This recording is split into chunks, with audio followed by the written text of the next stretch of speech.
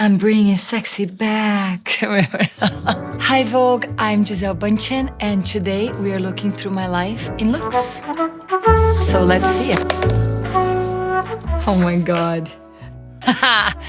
What's this face that I'm making? My mom, I have a twin sister, and she always used to dress us the same, and this is probably a wedding of a cousin or somebody. My mom had 5 daughters, so we were flower girls to quite a lot of our, family members. This was in London. Look at my Birkenstocks with socks. I mean, look at this style. I mean, this is how much I knew about fashion, okay? Look at what I'm wearing. I'll just go around like this every day thinking like everything was fine. Like I didn't care. I only worked with Juergen many years later. And this was a Polaroid. There was a Polaroid he took. I have no idea whose car it was, but thank God it didn't have an alarm. That would have been funny. Who wears Birkenstocks with socks? I guess I do. I guess I did. This was one of the most traumatizing moments. I mean, I didn't speak English. It was my first show season in London. I did 42 castings.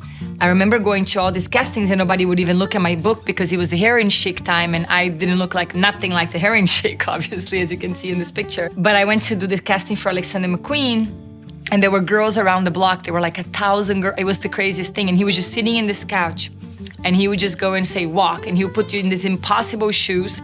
I didn't have a fitting, so when I showed up at the show, I was like, what am I wearing? I could say like a few words, but I didn't understand half the things. I just pretended I understood. I was just like, yeah, but I had no clue.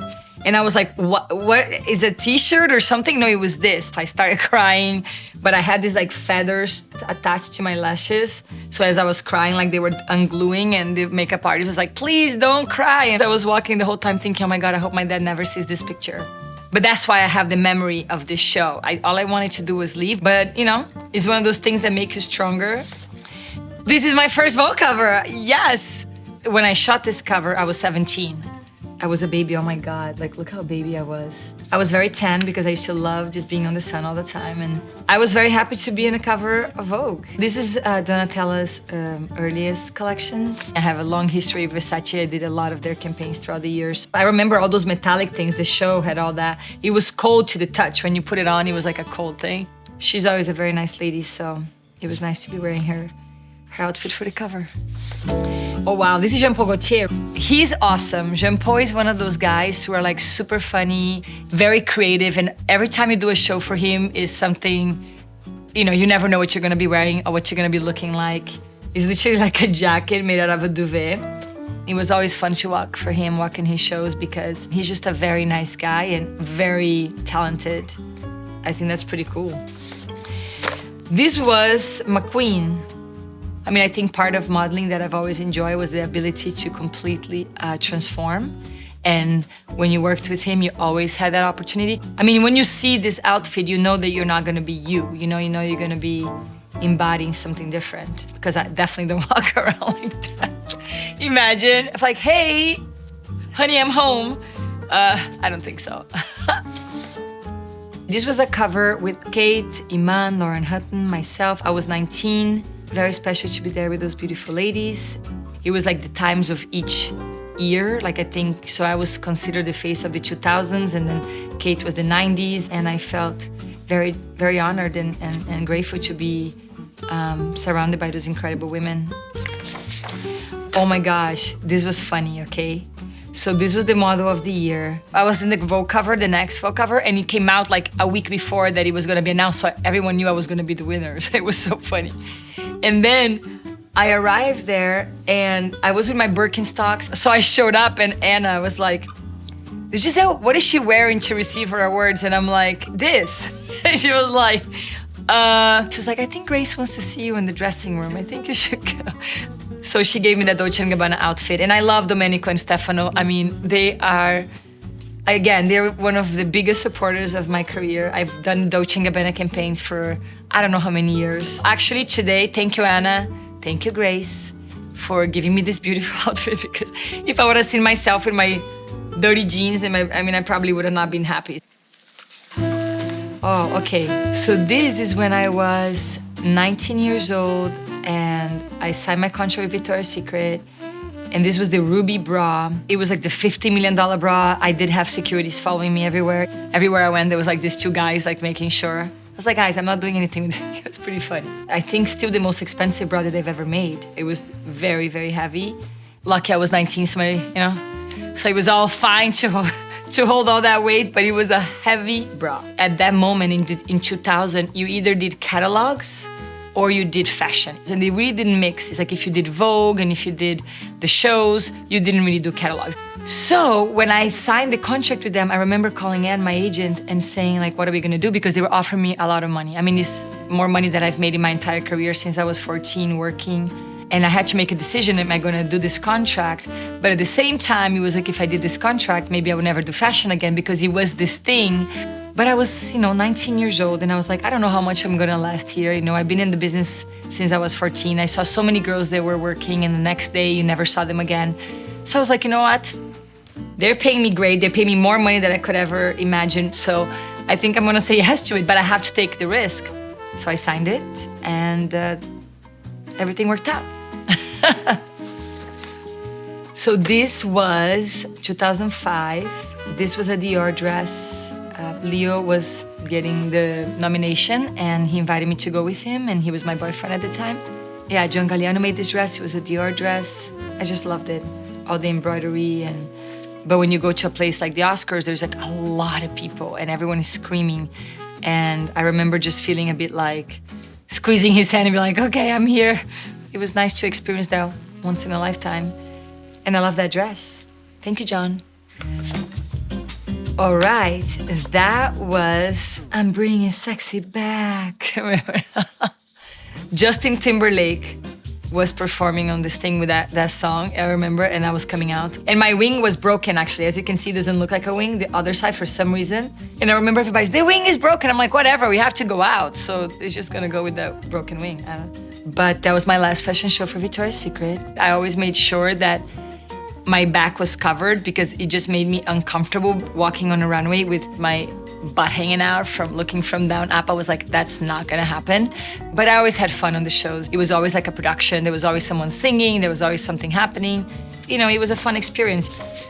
Oh my gosh, this was fun. So the way I got this thing, I was flying from Los Angeles and the lady who was writing this movie came to me and she said, I'm doing this movie, Devil Wears Prada, and it's all about fashion and everything, and I'm getting some models to act on it. I'm like, no, I'm not interested. Like, I'm not gonna play a model. I do that every day. Like, that's already a role I play. And she's like, no, but I would love to have you in it. Well, maybe I can write a little something for you. They call and they say, hey, we have a part for Gisele. And okay, let's just think about this. I am not an actress. I never had an acting class.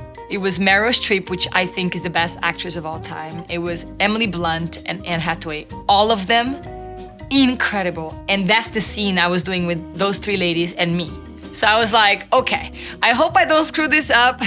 And today is funny because my daughter, she was in some friend's house. She's like, Mom, I saw you in a movie. You were wearing glasses. Was that you? I was like, that was me. So it was cute to have my daughter, recognizing me for the 2 seconds I was on screen.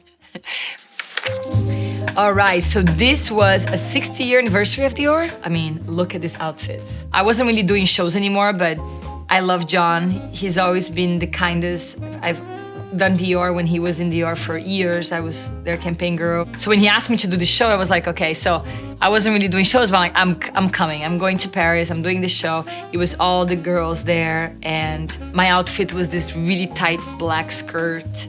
And the shoes, I remember thinking, I'm gonna break my feet. The heel was like this, the platform was like this. I felt like I was like the tallest I've ever been. Very concerned about breaking my ankle on this show. I did not fall, and I did have fun. So it was very special. Oh.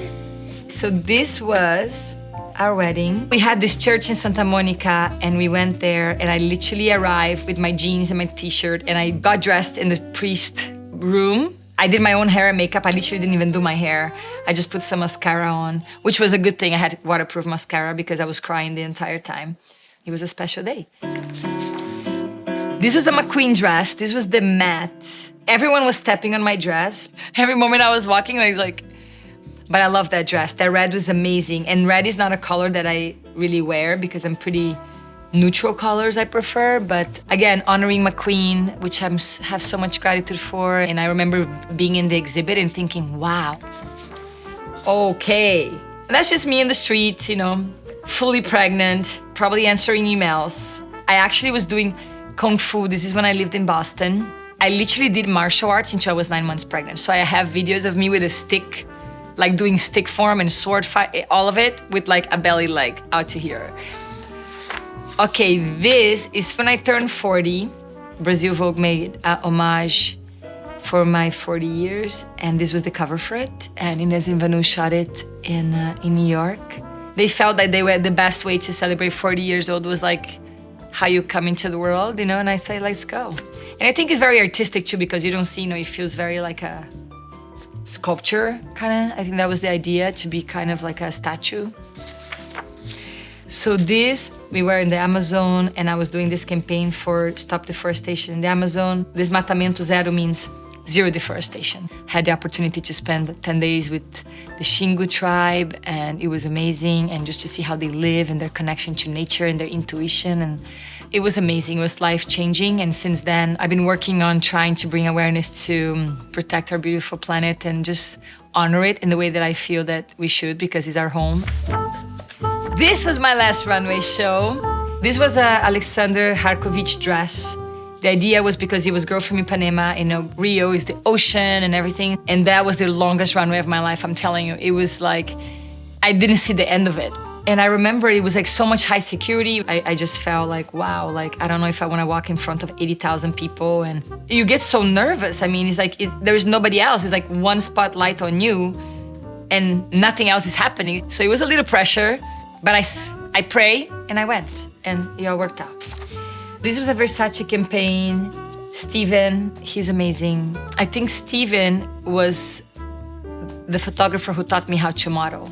But we worked together so much. I mean, we've done so many Vogues together, and he was my photographer that shot my first Vogue cover. He just helped me understood like that the picture was about really becoming a character, and having the opportunity to work with him so much throughout the whole end of the 90s and the 2000s, and it's been an incredible school for me.